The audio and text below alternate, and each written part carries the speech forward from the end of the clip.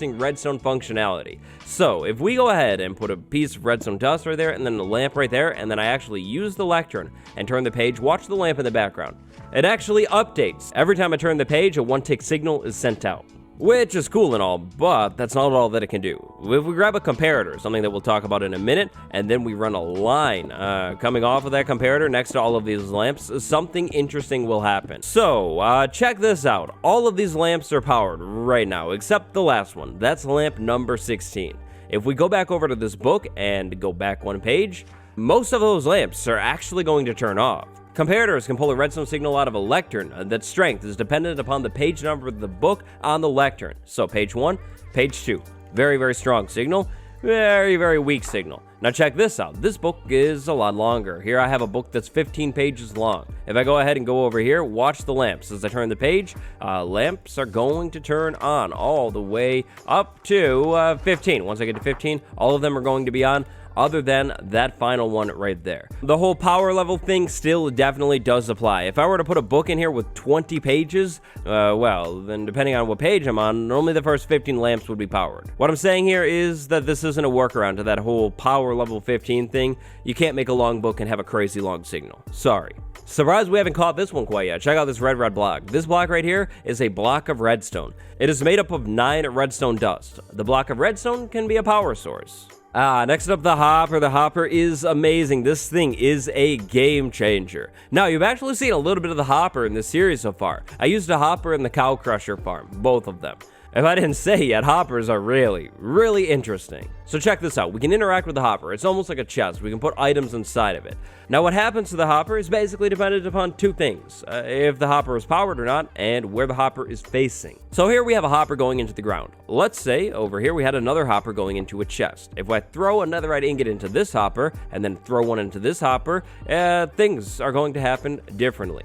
In here, we have a netherite ingot. In here, we have nothing. Why is that? Well, simple. This hopper is going into the chest, so inside of the chest, we have our netherite ingot.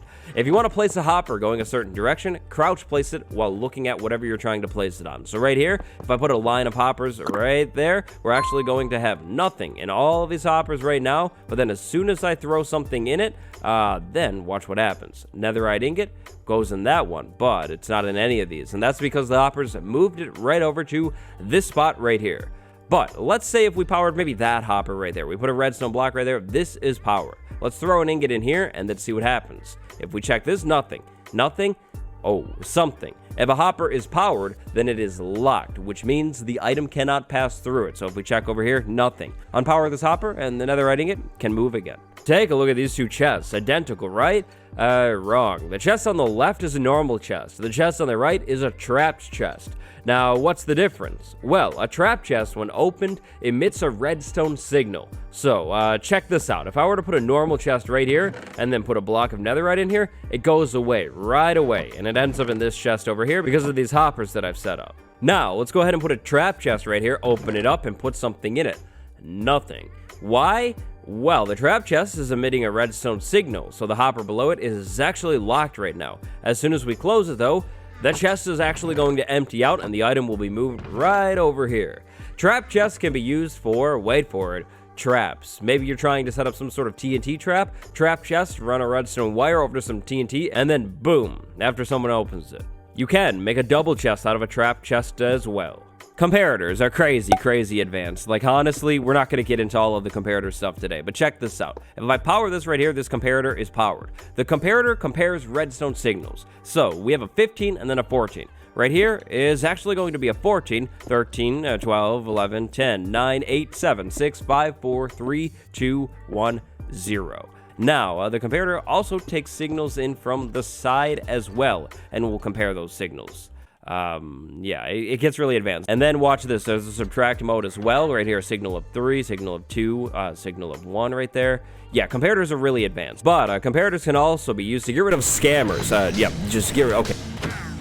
Aha, sorry about that small slip up. Comparators can be used to detect if an item is inside of a hopper or not. So, right now, the comparator is not on. If we go ahead and lock this hopper, which, by the way, if a hopper is locked, it can't pick up items from the top either. But if we lock the hopper and then throw another right ingot in that one, it's going to move over to here, and this comparator will actually be on. Check this. A weak signal right here. It's actually powered. You can see the particle effects. This is amazing for item sorters, but we'll talk more about those when we actually build one in our world. Dispenser, dropper. Two blocks that look very, very similar and have a similar name, but do very, very different things. So check this out. Right here is a dispenser. Inside of the dispenser, we have 9 item slots. We'll put a water bucket. Over here is a dropper. Same thing, 9 item slots. We'll put a water bucket again. Now, if we go ahead and power these two things, different things will happen. Watch this. The dispenser actually dispenses the water. The dropper dropped the water bucket and gave it back to me. Now, let's go ahead and unpower these. I want that water to go away, though, so we're going to have to power that one again. There we go. The water is picked up. This one had nothing inside of it, so nothing happened. Droppers drop things. Dispensers dispense things. The dispensing mechanism is actually really, really interesting. It's crazy advanced. For example, if you have a sheep in front of the dispenser and then you put a pair of shears in here, the dispenser can shear the sheep. If, again, you put a pair of shears inside of the dispenser and it's facing a full beehive or bee nest, it can actually harvest that beehive or bee nest. Dispensers, very, very useful for automatic farms. We will be seeing a lot of the dispenser. Droppers, they're not as useful, but they are useful for some things. Check this one out. We can actually use droppers to move items into other droppers. Right here, a water bucket. We power it. Now we have no water bucket in there, but a water bucket in here. Same thing, power it. It's going to move forward. It's going to keep moving forward all the way until I get to that front one, and then it's going to be spit out. So droppers, kind of like a low-tech hopper, or at least a low-tech hopper that looks really, really happy and can drop things. Last but not least, for our redstone talk today, here we have the daylight detector. The daylight detector is another thing that's kind of advanced, honestly. The daylight detector can detect the time of day, or if you want to set it to night mode, the time of night. The signal emitted from this thing will be dependent upon where the sun or the moon is at. So right here we have the sun right there. Let's go ahead and make this line like way, way longer, and then let's actually change the time. So maybe we do like time set noon. That's definitely different than now. Watch this. The signal got a whole lot stronger. It actually goes all the way out there now. Now, let's go ahead and say maybe time set midnight, and watch this. Boom. And no signal at all because there is no sun. But if we switch this to night mode, there we go. We have a pretty strong signal. Now, if we go ahead and just say maybe time set night, like the beginning of night, the signal got weaker. If we go ahead and say time set day, because it's the night mode, no signal. Put it back to day mode, we have a signal. Yeah, they're kind of advanced, but they are really, really cool. You could use these to maybe like play a song in the morning, ring a bell in the morning, ring a bell at nighttime. Yeah, it's pretty cool. Alright, so for redstone and its components, that actually basically does it today. But there's one more thing that I'd like to briefly talk about. Those things are rails. So here we have a minecart with a hopper in it, then we have a rail, and then we have a powered rail. We're just going to talk about the very basics for these things because we will be using them in our auto farm that we're going to build in the next episode. So a rail right here, that's just a rail. We can put a minecart or any kind of minecart variant on the rail. Then we can walk up to that minecart, in this case the minecart with a hopper in it, and push it. It moves on the rail. Very cool. But eventually that minecart would stop moving. What if we put a powered rail here, though? So right now, actually, ironically, this is not powered. We have to power it. There we go. We power it. We put a minecart here. It's going to move. Boom. You see that? That's pretty cool. Now, we can actually make a continuous loop here. If we go ahead and give this cart some space, put 2 powered rails at the end, solid blocks right there, then we drop that down. How mesmerizing. That is amazing. Very cool. So little thing about hoppers. Check this. Solid block right here. If I drop the torch, it's just going to sit there. The hopper can't pick it up. For a hopper to pick an item up, it needs to be basically right on top of the hopper. But a hopper minecart, that is definitely not the case here. Let's go ahead and put a block up here, and then we'll drop the redstone torch on it. The hopper minecart can actually pick items up through blocks. Very, very useful for automatic collection systems. There are a couple more types of rails, and there's a whole lot more to redstone. But for today, those are basically the basics. Hopefully, you understand redstone a little bit more. Alright, so with the foundations of redstone laid down nice and clearly, that sets us up for the next big farm. So, I'm going to go ahead and reveal the farm in this episode, and then we'll work on it next time. What farm is the first auto farm? Well, for me, that's a pretty simple question, easy answer. Right here, we have an empty space. It's sad, it's lonely, it's bad.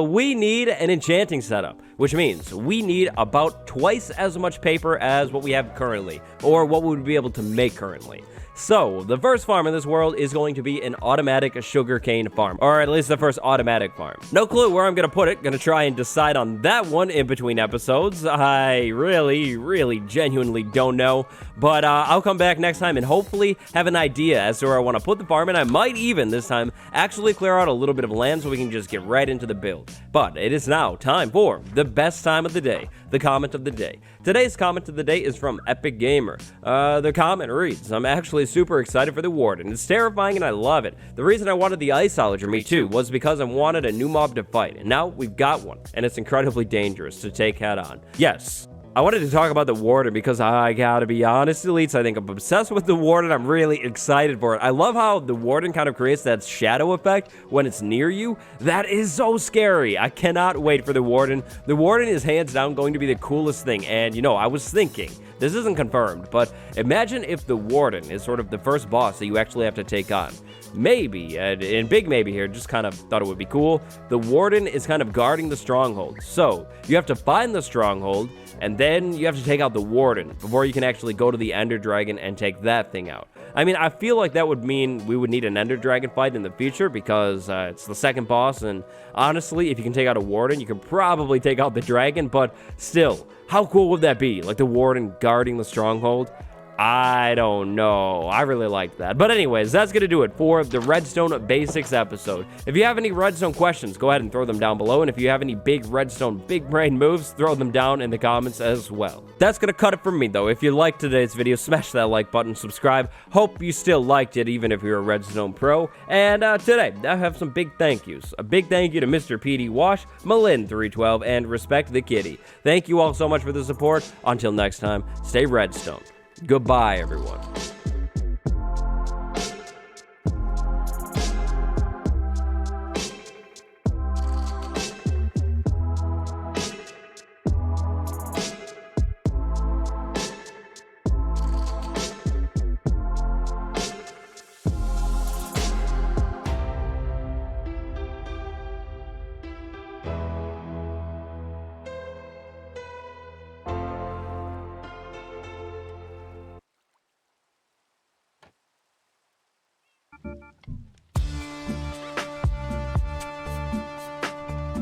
Today's the day, Elites. You see that empty space right there? That beautiful, beautiful empty space? It's good looking and all, but it's also empty. Soon, well, by soon, I mean by the end of the episode, like 20 minutes from now, we'll officially be on the way, well on the way to a not empty space in this starter house. Welcome back to the Minecraft Guide, everybody. It's me, your guy, Two Eyes. This bird, this blue, green, yellow bird. The bird that's been sitting here for a long time, unnamed. I hate this bird a lot, deeply. It's noisy, but I have a name for the bird. The bird deserves a name, at least. So, here we go. It's not saying much, but there you go. That's your name. What's the bird's name? Well, of course, I decided. Where's the name? Okay, hold on. Okay, here's the name. Burb. Yeah, perfect. It's simple. It explains the bird's energy exactly. Big shout out to Adam E for that name. The name is perfect for the bird. The other name that I liked is Noisy, but we can't talk about the bird any longer. It always tries to take control of things. We can't have that happen.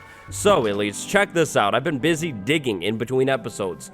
Previously, there was a mountain here. It went over to this spot right here. There was another mountain over here. There was a low area behind the mountain. It was pretty cool. And there were a lot of plants here. All of the plants have been killed. The mountain has been dug away by, of course, me for today's build. In the last episode, we talked all about the basics of redstone. Today, we're adding our very first auto farm into this world. I am excited for this one because it's going to be useful. Now, today, we're going to build a small auto farm. In the future, we'll build a bigger version of this, but today, it's just a start. It's going to be good. It'll at least get us lots and lots of sugarcane. We introduced the farm at the end of the last episode. Now, I did go ahead and get a little bit ahead of myself. I moved a lot of the supplies that we're going to need into this chest right here. So, let's actually grab a lot of the stuff and then swing over to the crafting table that I conveniently put right here. So, let's go ahead and craft the supplies, then I'll lay them all out in the chest, we'll talk about them, and then we'll build the build. Then we'll put a fancy building around the build because I have a really good idea that I'm crazy excited for. So we're going to need some powered rails. We're also going to need 8 observers. So boom, there we go, 8 of those boys. We're also going to need 8 pistons. So let's go ahead and find the pistons. Boom, right in here, 8 of them. There we go. Perfect as always. We're going to need a couple hoppers as well, but one of those hoppers belongs inside of this minecart right here. This is one of the minecarts that I got from one of the mine shafts. We're also going to need 2 chests. What else are we gonna need? Power sources for the rails. Okay. Building blocks. Can't craft those. Okay. I think that might be it. I think we've done it. All right, so let's check the supplies. Of course, we're going to need something to plant sugarcane on, so dirt or sand, but probably dirt. You're also going to want to have sugarcane. You could start with 1, you could start with 8. We'll start with 8. You'll need 6 rails. Then you'll need 2 powered rails. You'll also need a way to power those rails. You will be needing building blocks for this build. Really, any solid building blocks will do. Now, we're going to waterlog some blocks, so we're going to grab some stairs. Stairs will be my waterlog blocks. We're going to need 1 hopper and a hopper minecart. We will also need a chest to store our sugarcane in. Finally, we'll need 8 redstone dust, 8 observers, and 8 pistons. And then some water. So water buckets right there. I think that's pretty much everything, though. Yeah, that should be right. Okay, here's the move. We're going to build this farm, then we're going to put a sweet building around this farm. With this build, you have a lot of options. Build it in the overworld, under the ground, up in the air. It'll work basically anywhere. How much space do you need? Well, that really depends on how big you want your farm to be. I want this farm to be a starter farm, a simple farm, a small farm. So we're going to need like 8 to 10 blocks of space, couple blocks worth of depth, probably like 4. To start this build, place a double chest in the ground and then a hopper going into that double chest. You can go ahead and test it by throwing something in the hopper if you want to, or don't. I know it's going to work. After that, we'll place some blocks to put a rail line on. So, I don't like the idea of running my rail line on grass. We're better than that, so we're not going to do that. So here we go. We have 6 blocks right there. On the end, though, we need to switch it up a little bit. We're going to want to have blocks that are powered on either end. So you could do this with a redstone torch going into a block. You could do it with a lever on a block. However you do it, you basically just need some powered blocks on the end. Something just like that. Finally, after placing all of the blocks on the ground that you want your rail line to be on, place a block on one end, a block on the other end. These blocks need to be solid blocks, so something just like a stone, that would work, wood, yeah, a solid block. Now, it's rail line time. On either end, powered rail. So boom, boom, there we go. Then in the middle, just normal rails connecting everything. So here we go, we have a continuous line. If we were to put this hopper minecart on here, it would bounce back and forth continuously because the power level is high enough and we have those solid blocks there. Now, if your farm gets bigger, you're probably going to want to put more powered rails in there. Put them anywhere except right next to the hopper. If you put them right next to the hopper will be locked. Definitely bad. But there we go. This minecart will run forever. Back and forth and back and forth and back and forth. It will never stop until we stop it. I don't want to listen to it. It's annoying. So we're going to go ahead and kill it, put it in there for now. Next up, we need to set up an area to actually plant our crops, which is really, really simple. Right above this rail line, like directly above it, place some plantable blocks. What kind of blocks? Well, anything the sugarcane can be planted on. We're going to go with coarse dirt. I think coarse dirt looks great. Now, what do you need to grow sugarcane? Well, of course, you need a block to plant it on, but you also need water. Behind this block, the row that you just placed, you'll need waterloggable blocks or just solid water blocks. Now, here's a little trick for you. Place a staircase on either end, facing inwards, just like that, then climb up on top of your dirt. If you place staircases in here connecting all to each other, you can actually waterlog them, and the water will stay inside of the staircases, and will be enough water for your farm to actually work. So check this. Water right there, water right there. The water's not going to go anywhere, and 100%, we will be able to plant sugarcane on top of that. You're going to want to have water inside of every single staircase if you're going the staircase route. On the other hand, if you're not going the staircase route, then just put water sources behind the block somehow, whatever you really want to do, so long as there is water so you can plant the sugarcane. After you have all of your water set, good to go, it's time to move on to the next step. Now we're going to place some temporary blocks right there, actually only one, and then we're going to grab some birch. I like the look of birch with sugarcane. I think it looks really, really good. I mean, the combination, the lime with this color, ooh, that's a good combination. So we're going to go ahead and put a bunch of birch in there. I think that'll look great. Basically, what I'm getting at here, though, is a row of solid building blocks, whatever you'd like. Now, finally, to wrap everything up, it is redstone time. After we have something that looks like this, to start our redstone, we need a row of pistons. Easy enough. These pistons need to face forwards. These pistons will be used to harvest the sugarcane inside of this farm. Place the pistons right on top of your row of building blocks. We're putting them up high so we have the base sugarcane plant left alone. Of course, we want our sugarcane to continue to grow after one harvest. You know, that's kind of the point of this farm. Behind the pistons, place a solid building block. So anything really except like glass and things like that. Solid building block. There we go. On top of the building blocks, we're going to want to have redstone dust. One line going all the way on top of every building block. Finally, to finish everything off with this farm, just about, we're going to need observers facing forwards. To place an observer in the right direction, face whatever direction you're trying to place it in, and then place it. So there we go. We have an observer looking forward towards their starter house in this case. That is perfect. Everything is correct if it looks like this on the backside. By the way, this farm works on Java and Bedrock Edition. Big yay here. So now let's go ahead and plant our sugarcane. Because we have waterlogged blocks, we can plant it all the way along there. And now, really, we're golden, elites. That's pretty much all we need to do for this automatic sugarcane farm. Other than one big thing, we need solid building blocks all the way around this thing, but this time you could use glass, which is definitely the move that I'm gonna make. So check this out. On the front of the farm, I could do black stained glass, that would look good, but I'm honestly kind of leaning towards normal clear glass this time. So we go ahead and place this all in right here, and then we'll need to go 2 more blocks up with it. We need this to actually hold the sugarcane in when it's harvested. You see, without these building blocks, the sugarcane could get thrown basically everywhere. That's definitely not what we want. We want to trap the sugarcane inside of one singular block, the block where the plant is actually planted. Now, why is that? Well, simple. We want everything to be trapped inside of this area right here because the hopper minecart. Remember, the hopper minecart is doing all of our collection work for us. The hopper minecart line runs right under that one block, the only space where it'll actually be able to pick things up. On top of this farm, you will also want solid blocks. I recommend going with the solid block route. Slabs might work. Also consider lighting. You might want some lighting in here too. Not absolutely necessary though. We're gonna have lighting around this farm, so that'll be fine. But you definitely, 100,000% definitely want to have a roof on this thing. But I'm not going to put it in quite yet. First, before I do anything more with this farm, we're actually going to start building the building around this thing now, which is something that I am really, really excited for. So the build palette is going to match this build palette roughly. It'll be similar. I want all of the builds this time in this area to actually match, to look like really, really good with each other. But I also don't want things to get too, samey and repetitive and boring. So we're going to try and switch things up, but also keep it similar, basically. So on the back here, I'm thinking maybe diagonally out from this spot right here, we'll go with a dark oak beam that'll be stripped just like that. Then we're gonna actually move over this way. I'm thinking maybe like diagonal 1. That should probably be fine. I don't know how tall it's gonna be, by the way, but strip it again, right? Okay. Then we're gonna go ahead and basically do the same thing. I'm thinking maybe, right? We could do that. Then we could have a wall in here. How long should the wall be though? Hey, that's a good question. I'm thinking maybe, let's just go 1, 2, 3. Hi, Rosie. 4, 5. So maybe 5 blocks long. That's probably a pretty good wall, right? So then that means a beam right there, and goodbye bed. Another beam right there, right? Okay, good so far. Then we could go 1, 2, 3, 4, 5, and then maybe another one. And then we could go 5 again, but that would be really long. So this time, maybe we go, let's see. Well, you know what? This is how we figure it out. We go over here and basically replicate everything. So we put that there. We go 5 forward. 1, 2, 3, 4, 5, right? Okay. I think that's the block there.